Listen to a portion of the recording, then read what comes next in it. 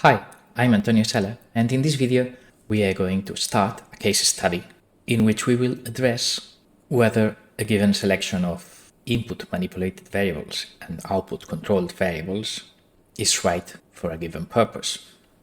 We will compare polyhedron tools, exact but only available in steady state, versus singular value decomposition tools, geometry of spheres and ellipses, in a particular numerical case study. In this first video, we will just consider the singular value decomposition approach in steady state reference tracking problems. We'll assume we have this model with two outputs and three inputs U, which will be considered candidate manipulated variables, and Y will be controlled variables, and then we have a disturbance effect, HD, which will not be considered in this first video. We will assume that this model is a linearization or identification or whatever around this operating point of Y, U, and D, and transfer function matrices will be this G and H, but dynamics will be only considered in later videos because for the moment being we will just consider the DC gain in a minute, and only the DC gain of G. Our goal will be achieving a given task without saturating our manipulated variables. So we will assume that this is the hard limits in absolute units of our manipulated variable ranges. First row will be the maximum value and second row will be the minimum value. For instance, manipulated variable 1 will have a range with a maximum of 4 and a minimum of 0. Second one will range between 0 and 1.5, and third one will range between 1 and 2. So, as we are using a linearized transfer function model, we will translate these absolute limits to incremental limits, which are the actual inputs and outputs to my linearized model. So, if I subtract to these absolute limits the operating point, then for instance the first variable, which ranges between 0 and 4, if operating point is exactly at the center, 2, then increments will be from +2 to -2. And second variable, if operating point is 0.5, then available increments will be +1 and -0.5. And likewise, this will be the incremental limits for the third manipulated variable. These incremental limits can arise in practice from saturation, or well, if my process is very non-linear, let's say, maybe my linearized model ceases being valid if we drift away too much from the operating point. So these may be prescribed limits for, let's say, safe operation. Nevertheless, this is an academic exercise, so we are not discussing the reasons or the technology behind these limits. So basically our goal will be assessing whether with manipulated variables in these limits we can move the controlled outputs with enough amplitude to track some given reference changes or to cancel the deviations arising from disturbances. In this first problem, we will just discuss reference tracking in steady state without this saturation, without hitting actuator limits. And in particular, our problem statement will be as follows. My end user wishes to increase or decrease the references from the operating point so that they range in these intervals in absolute units. First row, upper limit, second row, lower limit. So even if the operating point of the first controlled output variable is 9, my user wishes to increase it to maybe 11.6 or maybe decrease it to 8.5. Likewise, the second controlled variable whose operating point is 1.45, maybe my user wishes to set a set point in 1.6 units as a maximum or 1.35 units as a minimum. Of course, if we are going to operate with the linearized model, inputs and outputs are in incremental variables, so we need to subtract to these limits the operating point, so we get these 2.6 positive increment from 9 to 11.6, or this minus 0.5 negative increment from 9 to 8.5, and likewise the same in incremental units for the second output. So my problem statement is whether I can reach these increments of outputs without hitting these increments of inputs. And I will disregard the time taking to reach them. So dynamics, settling time, or closed-loop bandwidth will not be considered here, and I just wish to answer the question saying whether a step in input within these limits will be able to reach the maximum deviation given by these desired output limits in steady state. So we will discuss only computations with the static DC gain matrix, which is replacing S by 0, this thing. Good. This can be done by polyhedra manipulation, because the input is a 3D prism and desired output is a 2D rectangle, but that polyhedra manipulation will be left for a second video. In here we will address the problem with the geometry of ellipses, or after suitable scaling, the geometry of spheres and singular value decomposition. So let's do it. The first step is the so-called input and output scaling. In which sense? Well, we will consider a change of variable so that when scaled input and output variables take the value 1, then the increments of inputs and outputs take values at the top of their prescribed ranges.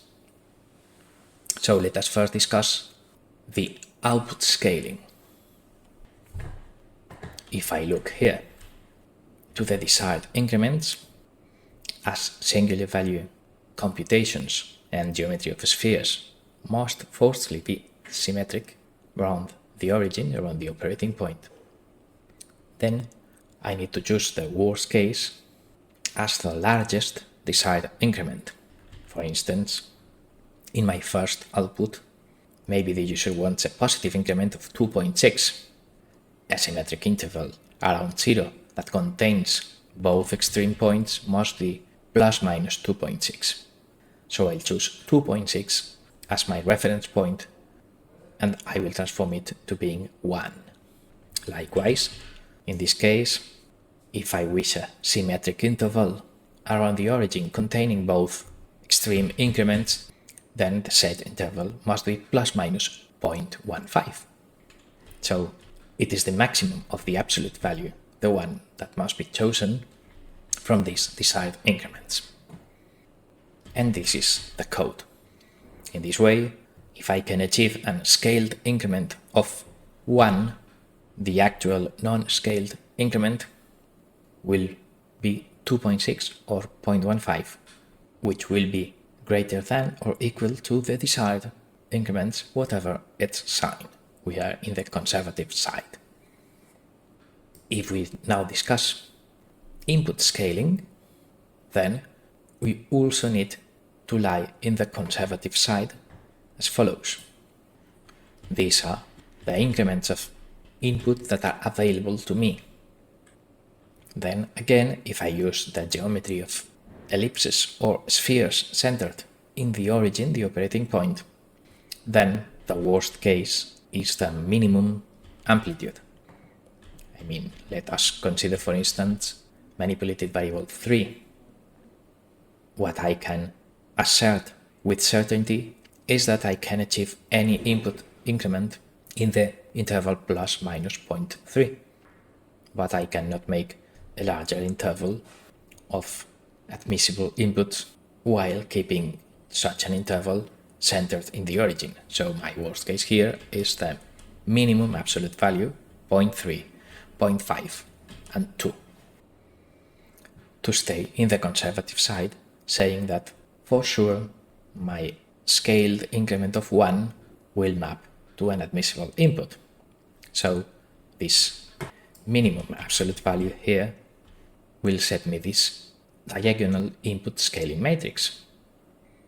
So once I have these scalings in the scale variables, my symmetric version of the problem will be that my desired specifications will be reached if I can move the scaled output with an amplitude larger than 1 when my input has an amplitude limit of exactly 1.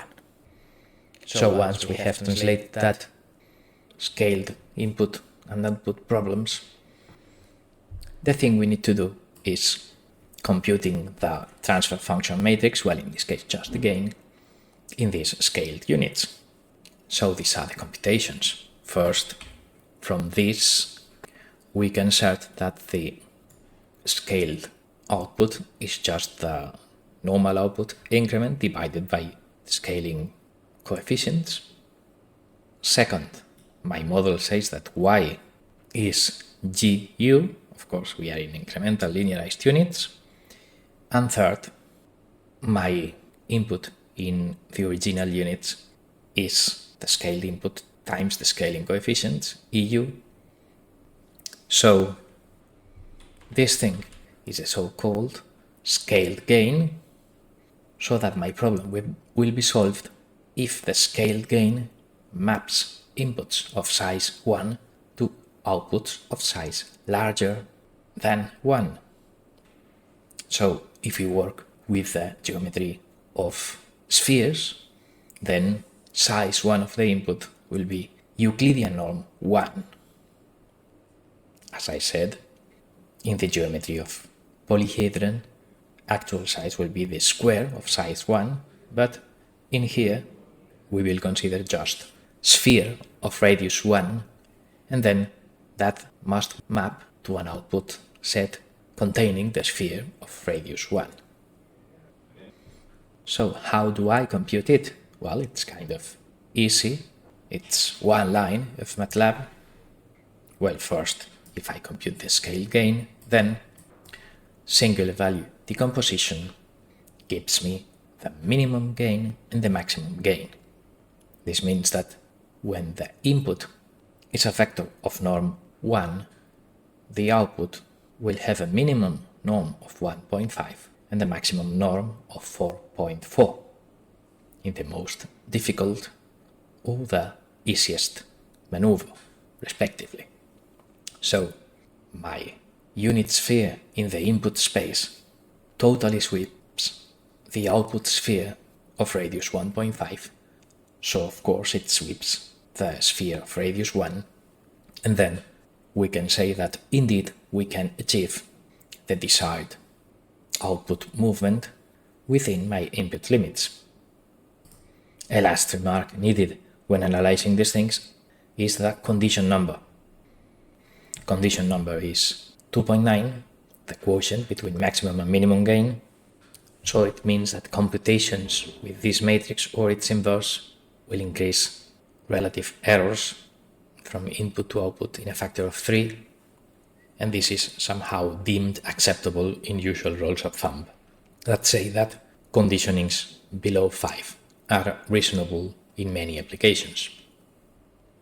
So in this case, we end the video here stating that we indeed can solve our problem of moving the desired variables in a desired range or even more while not hitting hard limits on my manipulated variables, because the minimum gain is 1.5 in scaled units, and we can do it with sensible robustness guarantees given that condition number is 2.9. So we can achieve any size 1 output increment with an input increment with size Euclidean norm equal or below 1. In a sequel video, we will draw spheres and ellipses that are implicitly being considered when doing this singular value and norm computations. And we'll stop here for brevity. Thanks for watching.